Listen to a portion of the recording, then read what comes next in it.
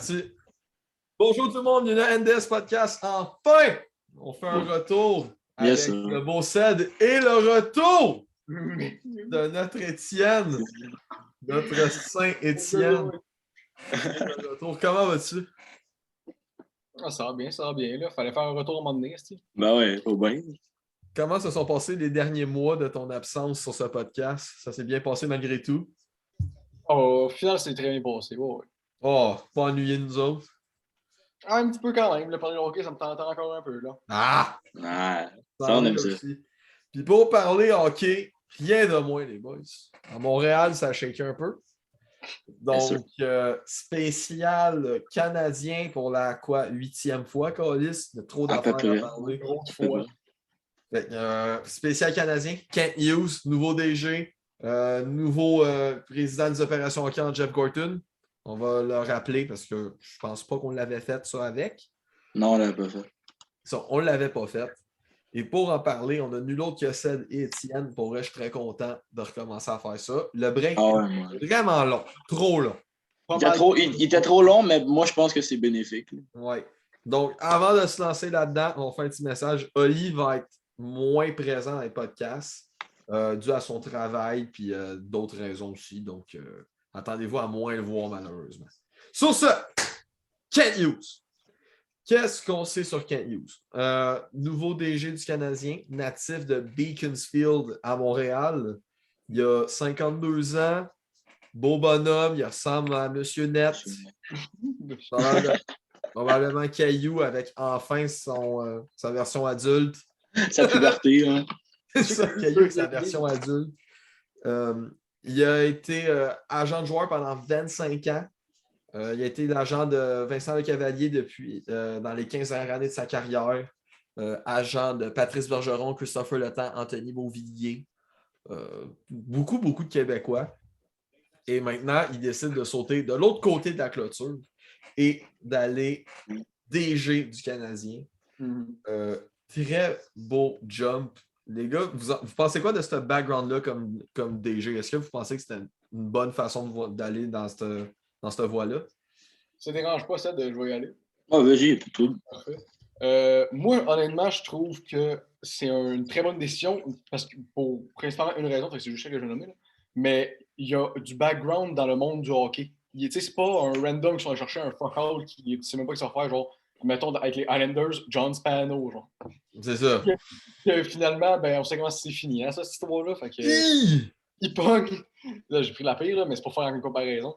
Puis le fait que Kent Hughes, il y a des connaissances dans le monde du hockey, de la NHL, je pense que ça peut être bénéfique pour les Canadiens à un certain point.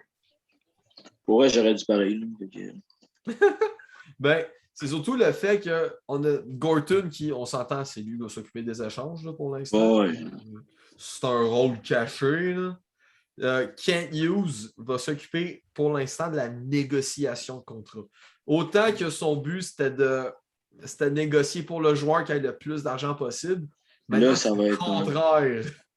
Il doit faire en sorte que le joueur ait le moins d'argent possible pour avoir plus de masse salariale disponible. Oui, mais tu sais, c'est parce que l'avantage de ça, c'est que vu qu'il a déjà été agent, genre, il sait comment un agent pense, tu sais. Oui. Fait qu'il peut jouer en fonction de ça pour genre, il peut en tirer, il peut tirer des bénéfices de ça. L'autre agent se fait enculer dans les négociations. Là. C'est sûr. C'est même pas des farces. Puis c'est aussi le fait qu'il y a beaucoup d'expérience. On parle de 25 ans. Ouais, c'est ça. C'est énorme. Donc, puis ce qui est bon aussi avec un DG comme ça, c'est quand tu as beaucoup de clients, je pense que ça tourne autour de 21 clients qu'il y avait, si je ne me trompe pas. Tu le sais, mettons, Beauvillier, par exemple, il ne sent pas bien aux Highlanders. Tu sais, des affaires de même, tu le sais. Ouais.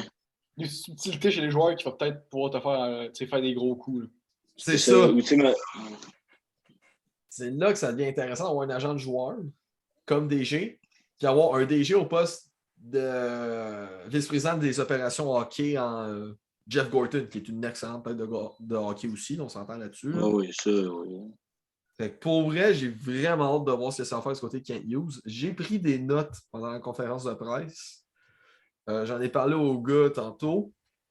Les gars, si Kent Hughes dit qu'il veut aller dans une façon plus offensive, plus nouvelle d'aller jouer au hockey, est-ce que vous êtes d'accord avec ça? Ouais, moi, je suis d'accord. Parce que, tu sais, les Canadiens, ils n'ont jamais vraiment eu une équipe. Ben, pas qu'ils n'étaient pas offensive, mais ils ont toujours été quand même assez genre équilibrés, mais avec un peu plus de défensive parce qu'on s'entend que les Canadiens basaient leur équipe sur Carey Price. Tu sais. Puis Carey Price est un morceau de la défensive. Fait que c'est pour ça que là, je pense que le fait que Kent Hughes veulent changer l'équipe et l'amener plus vers l'offensive, ben, je pense que pour vrai, ça peut juste être bon. Il y a aussi le fait que le hockey maintenant a changé. Là. Avant, on s'entend que c'était pas mal plus des gros bonhommes, des gros power forward. Maintenant, c'est juste des petits vites. Là. Je regarde les meilleurs joueurs au monde, qu'est-ce qu'ils sont? C'est des petits rapides ou des rapides qui ont un IQ hockey insane. Ouais. C'est ça, faut que tu évolues dans le même sens que du hockey, puis Kent Hughes l'a remarqué, c'est ça qu'il faut qu'il fasse. Oui, Kent Hughes, il va vraiment d'une manière plus à jour de penser au hockey que Bergevin. Bergevin, c'était vraiment sur l'intensité, caractère. Fait que t'en as des joueurs, oui, comme Shaw, comme Andrew Shaw, qui c'est comme un paquet de nerfs que les partisans aiment. T'as pas de talent.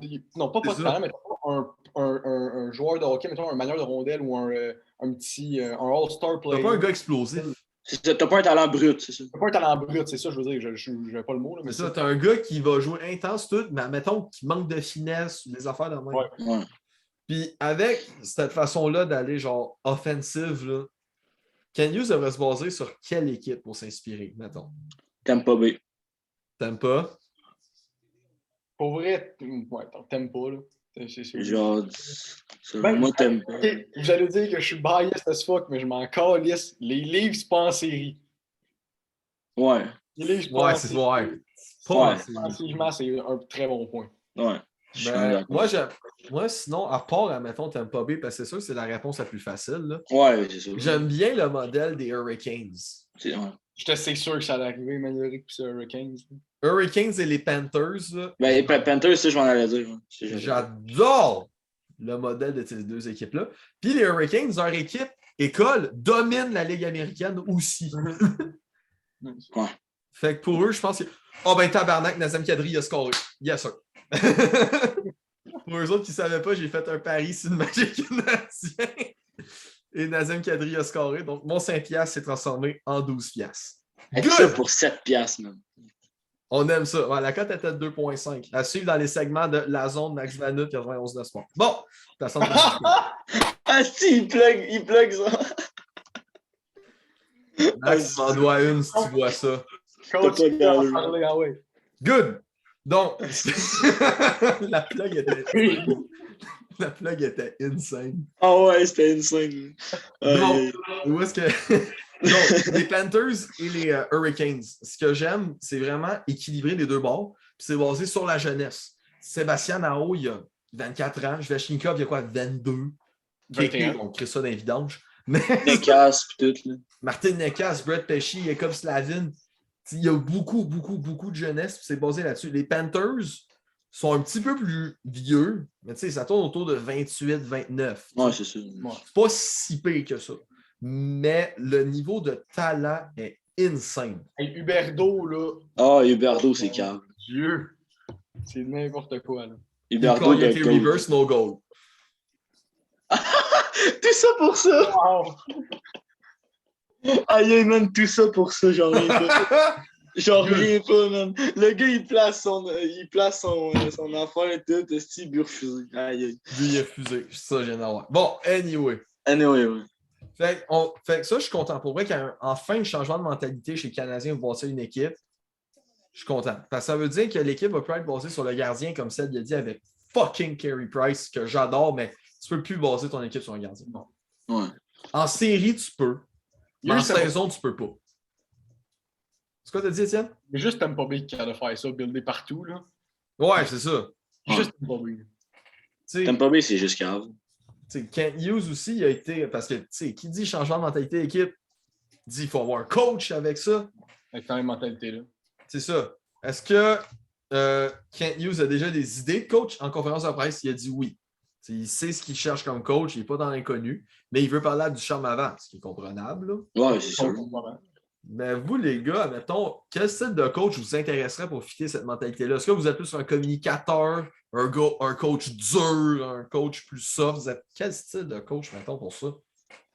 Ben, moi, je me dis, si on veut, mettons, fitter plus du côté, genre, offensif, pour vrai, je suis quand même assez hésitant entre un coach, genre, tu sais, mettons, je prends pas cet exemple-là, mais mettons un exemple à la John Tortorella ou un coach qui est plus, genre, communicateur, tu sais, parce que d'un bord, avec un coach comme, mettons, qui est quand même assez dur, ben, tu sais, ça forcerait les joueurs encore plus à se forcer parce que, tu sais, mettons, pour X raisons que, genre, si tu marques pas, tu benches ou de quoi de même, ben, tu sais, je pense que ça ferait en sorte que les joueurs joueraient avec beaucoup plus de cœur puis qu'ils joueraient, tu sais, vraiment qu'ils donneraient tout là, quand ils seraient sur la glace. Puis je pense que ça pourrait bien fitter, mais aussi communicateur dans le sens que, tu sais, c'est que si le coach communique beaucoup avec les joueurs puis que sa force est vraiment genre je sais pas comment expliquer, mais juste le fait que je pense que les systèmes de jeu seraient mieux compris par les joueurs. C'est ça que je veux dire par là.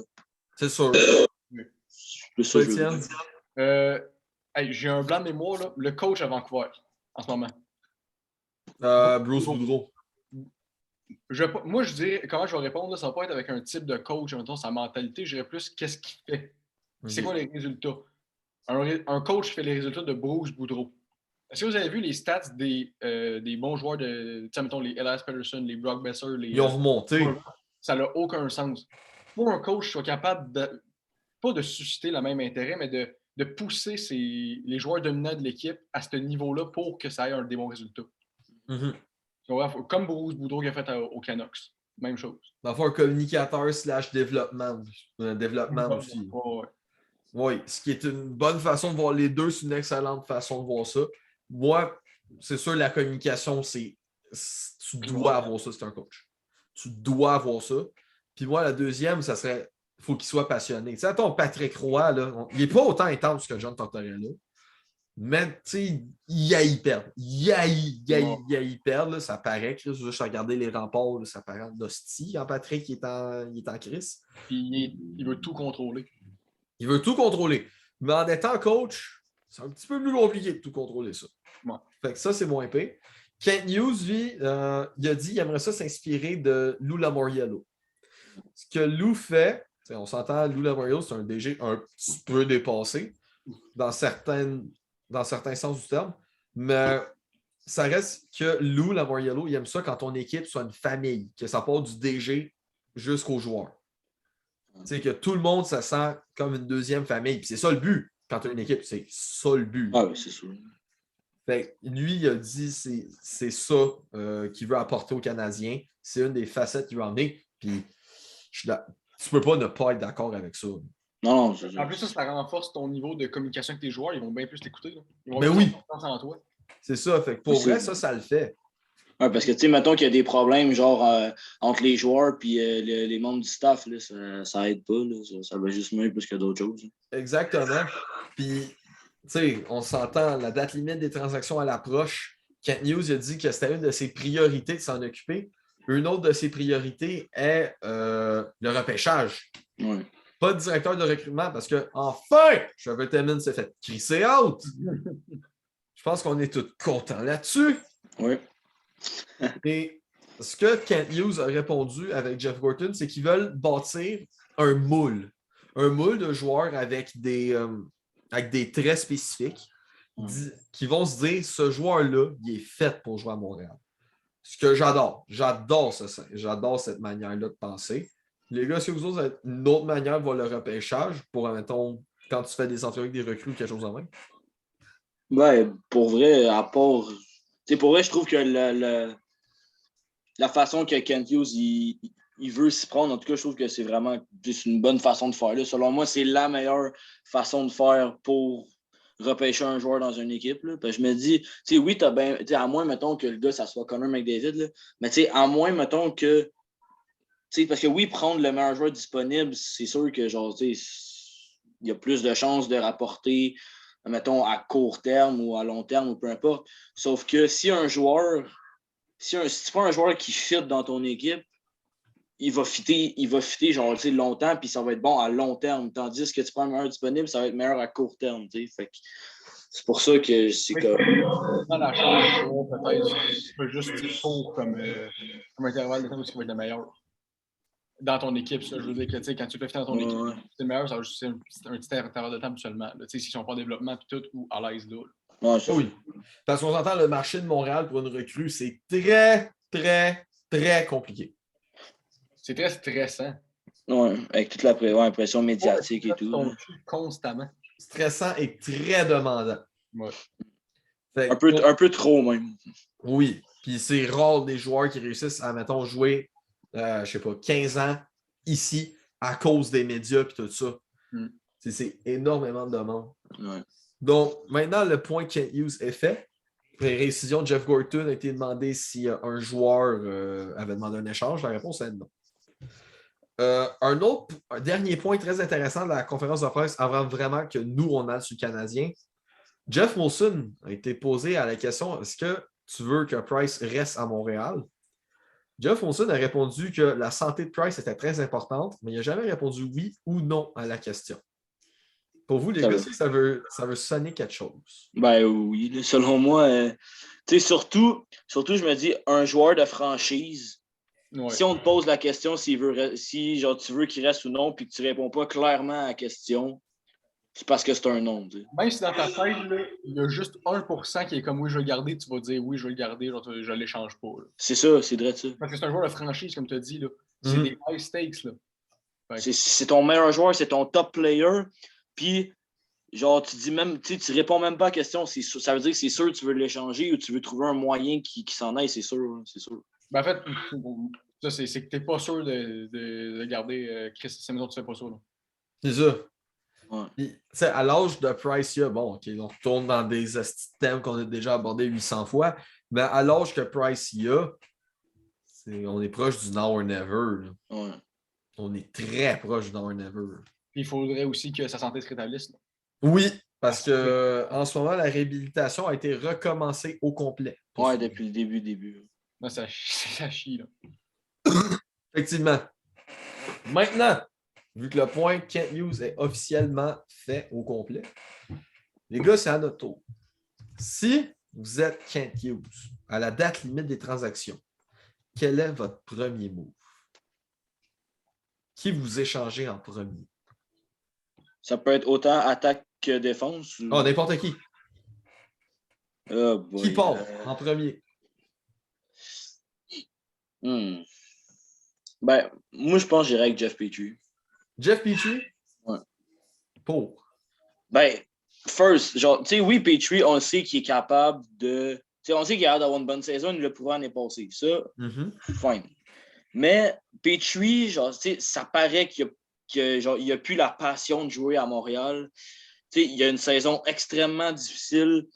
Tu sais, même l'histoire avec sa femme, genre, qui est partie, mettons, aux États-Unis, oui, c'est à cause des restrictions au Québec, mais peut-être que ça va, mettons, lui donner le goût d'aller jouer ailleurs ou peu importe. Fait que, tu sais, peut-être qu'à cause de ça, lui, jouer à Montréal, ça ne étonne plus. Puis, je me dis, Petrie, oui, il a peut-être une mauvaise saison, mais il reste quand même avec de la valeur sur le marché. Fait que je pense que tu peux quand même aller chercher quelque chose de pas pire. Tu sais, mettons que tu rajoutes genre un choix ou deux, ou même deux, c'est un peu trop, mais mettons que tu rajoutes un choix et ou un espoir, là, je pense que ça pourrait. Tu pourrais aller chercher quelque chose de pas pire quand même. Oui, mais si dans ton cas, tu dois aller en reconstruction, pourquoi tu échangerais des choix et des espoirs? Ben, Kent Hughes, il n'a pas dit qu'il voulait faire une reconstruction. Non, il n'a pas été spécifique, mais on s'entend que c'est pas mal ça qui va arriver. Là. Ouais, mais. Oui, mais. Ouais, ok. J'avoue, là, mais. dans cette optique-là, moi, j'allais pas tant pour une reconstruction. J'allais plus j'allais plus genre un échange bien normal. OK. Mais si j'y vais en termes de reconstruction, genre, j'échange Petrie pareil. OK. Toi, Étienne? Moi, pour vrai, là, je vais y aller par une autre question. Vous allez peut-être comprendre le lien, là. OK. Y a-t-il un autre mot à part un groupe de mots à part Sachi pour Montréal en ce moment? Non, aucunement. Bon, tout le monde. N'importe qui. Moi, je suis pas n'importe qui part. Toi, tu laisses la chance au coureur? Ouais. Même Suzuki. Pourrait partir. N'importe qui pourrait partir. Suzuki pourrait partir. OK, on ne fait pas Suzuki, là, j'exagère un peu. Là. Mais à part, OK, on va dire à part genre Suzuki puis. Non, Price. À part Suzuki Price, mettons. Fait que Caulfield, toi, si t'en reçois un appel, t'écoutes? Non, pas moi, mais je veux dire à Montréal. Ouais. Eux autres, ça m'étonnerait pas qu'ils en discutent peut-être. À ce point-là, Mais hey, t'as vu comment c'est affreux? Man, t'as une moins bonne saison qu'Arizona. C'est fait battre 5-2 par Arizona. C'est Ouais. battre 5-2 par l'Arizona. Ouais, mais Big Caulfield, c'est sa première année complète. Non, Ouais, je sais qu'il serait jeune, mais si, mettons, justement, il y a crissement de valeur parce qu'il est overhype. Ben non, il n'est pas overhype, il est très hype, excuse, c'est ça. Il est, Il est très, très hype. Fait qu'il y a beaucoup de valeur portée à lui. Tu peux aller get de quoi de très pas pire pour Cole Caulfield. Genre des petits joueurs pour starter ton équipe ou mettons, un bon allié, whatever. Ouais, mais Étienne, c'est parce que Caulfield, c'est justement un petit vite comme ce qu'on cherche.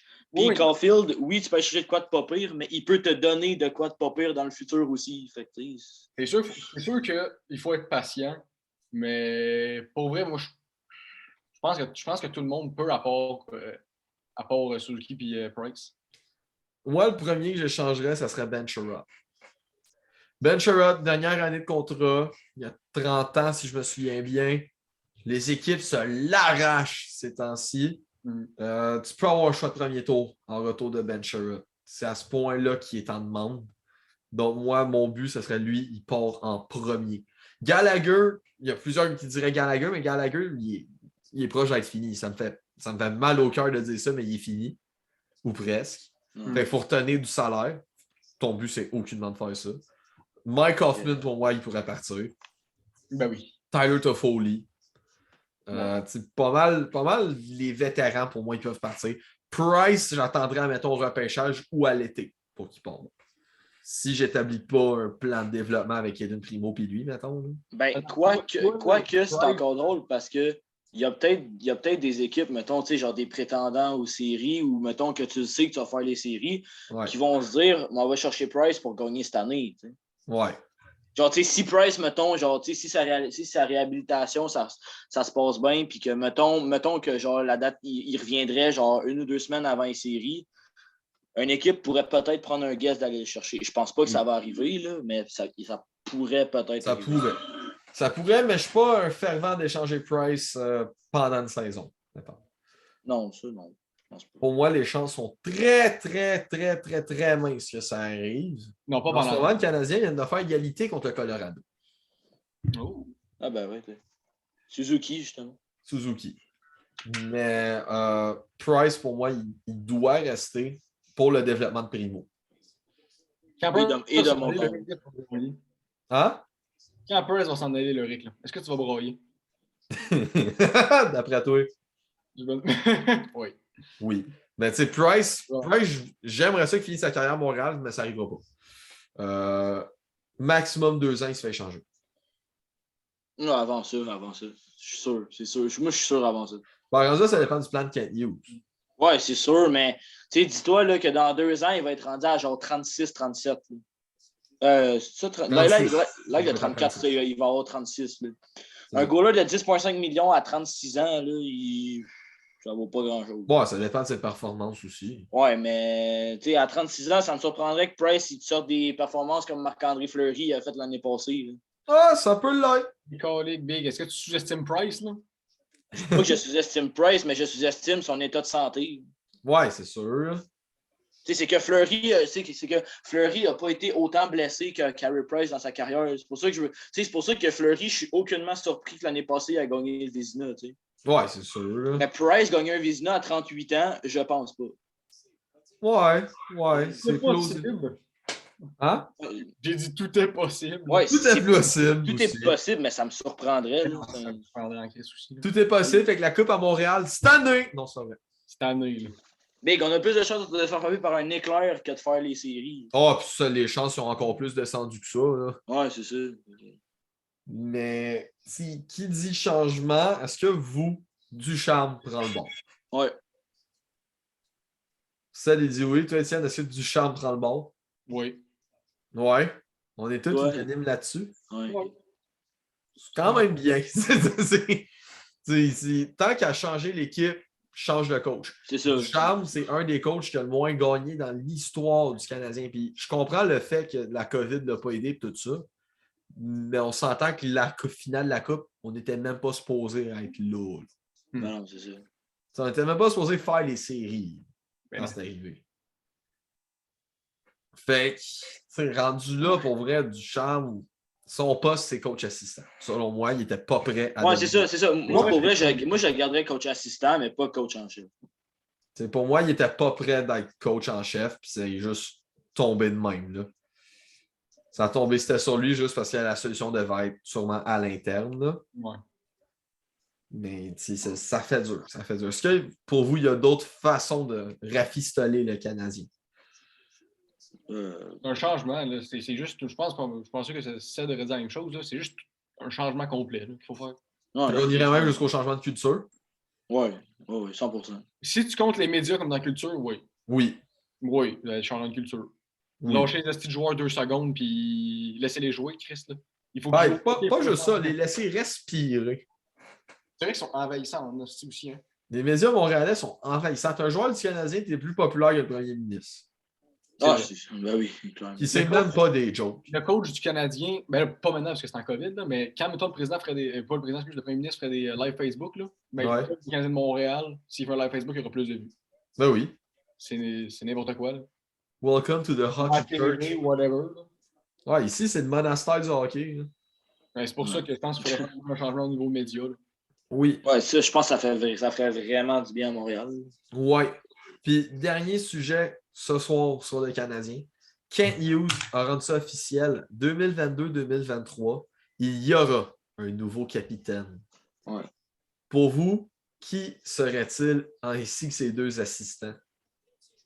Si ça ne dérange pas, je vais commencer. Selon moi, moi, capitaine, je mettrais Josh Anderson.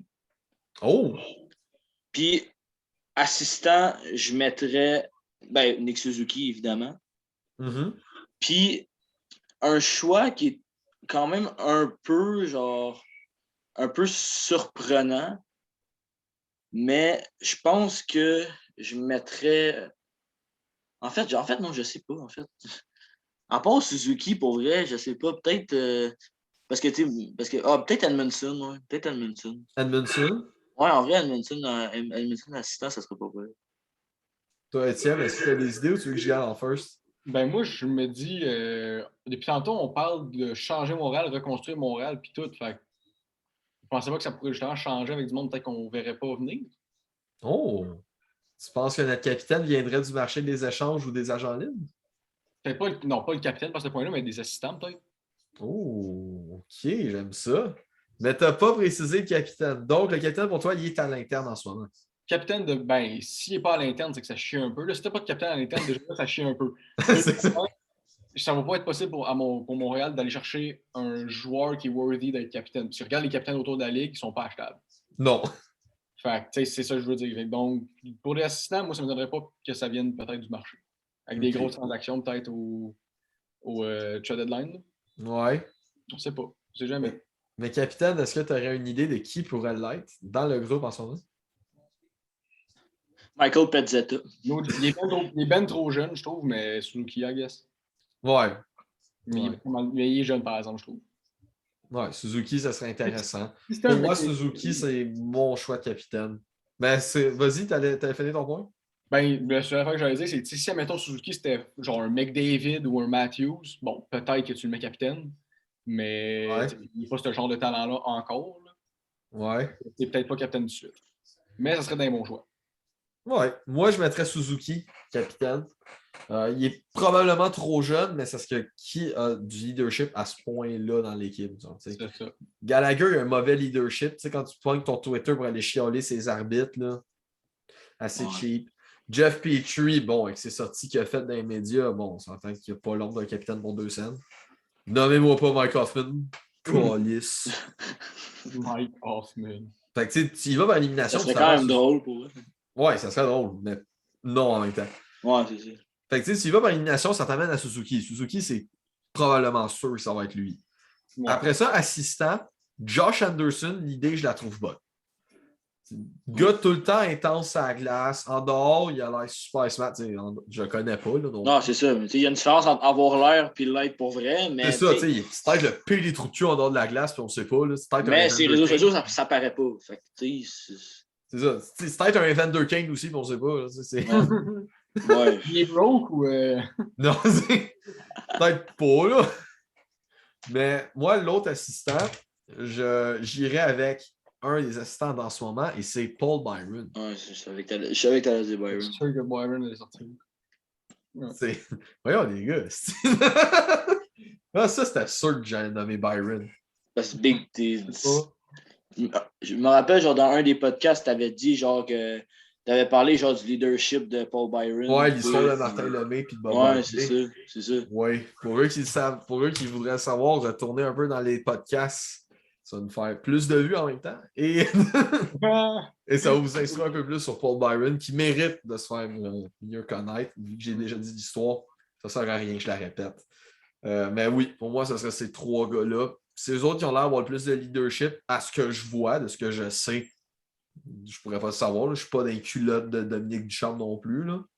Ouais. Puis je voudrais pas l'être en ce moment. Sacrement. Je voudrais pas gérer toute la pression qu'il y a à Montréal. Là. Non, moi non plus, sans façon. Effectivement. Donc, sur ce, c'était notre spécial canadien avec le beau Cédric et le beau Étienne. Étienne, comment t'as senti ton retour?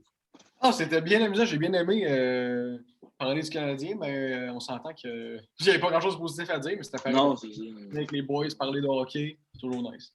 C'est ça, tu sais. Malheureusement, on revient pas aux semaines parce que je suis très occupé. Étienne aussi. Puis Ced, il y a beaucoup plus de temps libre qu'avant, mais tu sais, des fois, nos horaires ne fit pas pour les faire. Donc, on va essayer de revenir le plus souvent qu'on peut. Je ne peux pas donner de date précise, admettons, genre aux 2 semaines ou whatever. Je ne peux plus donner ça. Mais on va essayer de revenir le plus souvent. Fait que, on a hâte de parler de plus que juste du Canadien. Oui. Parce qu'on a fait le tour, là. Ouais, je pense qu'après 6 podcasts sur le Canadien, on a fait le tour. On a fait le tour. Fait qu'on a hâte de revenir en force sur d'autres sujets de la Ligue nationale, d'autres équipes, d'autres nouvelles, d'autres échanges qui vont arriver. Ça date limite des échanges arrivés à grands pas. Donc, abonnez-vous, activez la cloche, mettez un like. N'hésitez pas à partager aussi, ça nous ferait plaisir. Ça nous aide bien beaucoup. Exactement. C'était NDS Podcast et sur ça, passez une excellente journée.